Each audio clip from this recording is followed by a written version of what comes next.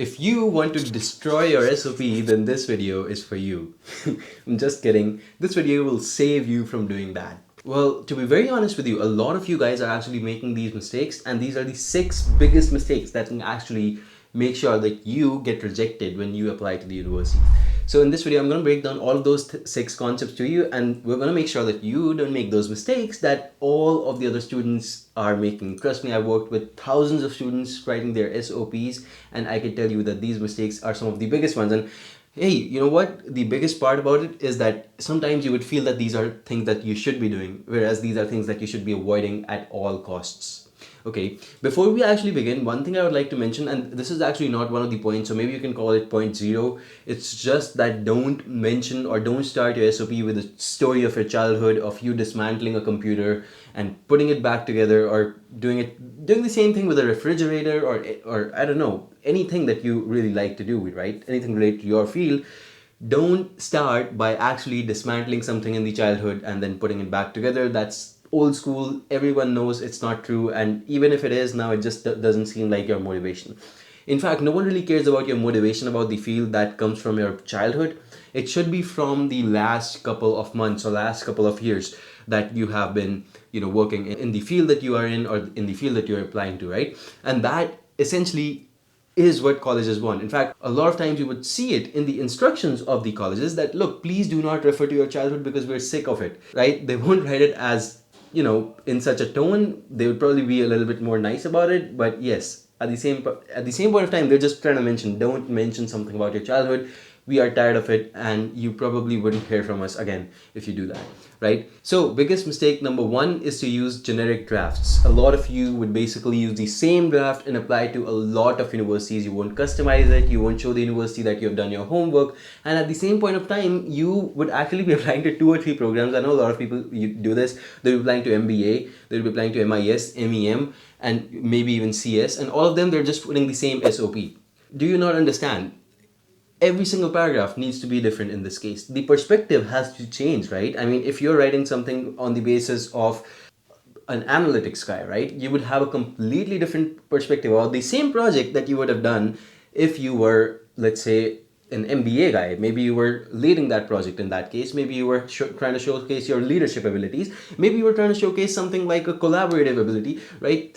Some sort of cohesion. But again, it's not always about the project. The project can remain the same, but again, you have to have different perspectives to it. You can't expect to have the same perspective for different degree programs and again use the same paragraphs. It doesn't just work like that, unfortunately.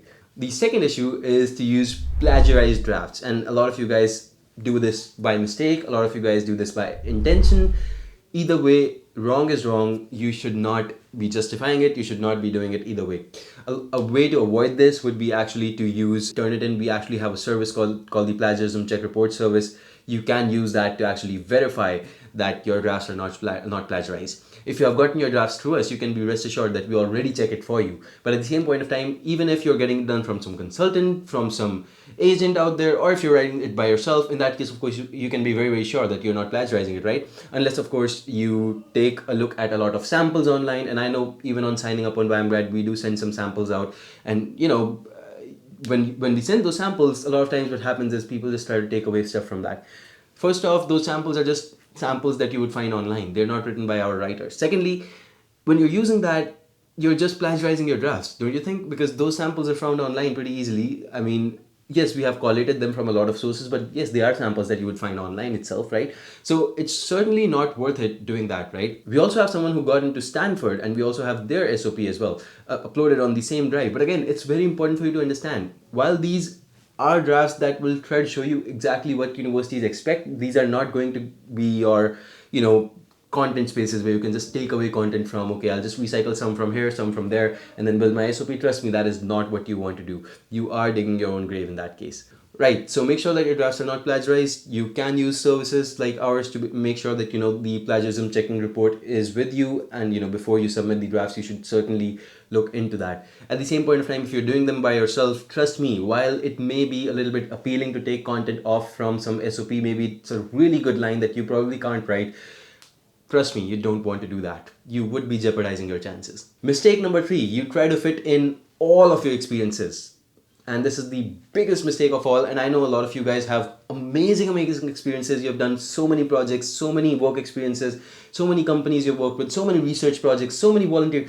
You have so much to tell about yourself to the committee, but trust me, you don't want to write everything down over there.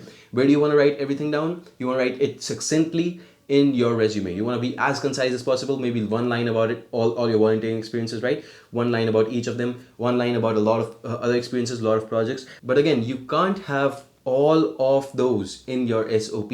Consider this. Your SOP is about your purpose. It's about why you're applying to this degree. Did all of the experiences you've had till date contribute to you, well, getting more interest in the field?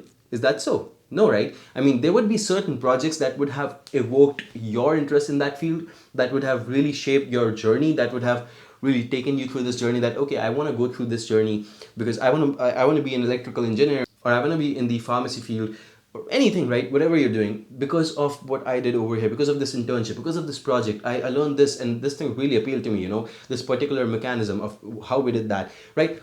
That is your motivation. It is not about doing 5 projects in college and, mentioning all of those 5 projects, mentioning 3 of your work experiences, 3 companies that you worked with, mentioning 2 research papers that you've done, and, everything in detail.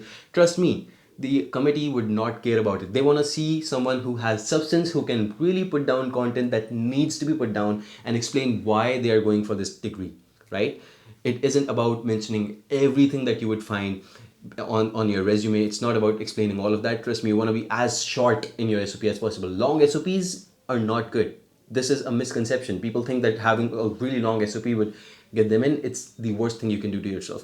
Try to keep it under 800 words if possible, I would say. Point number 4, you make grammatical blunders and you don't care to correct them.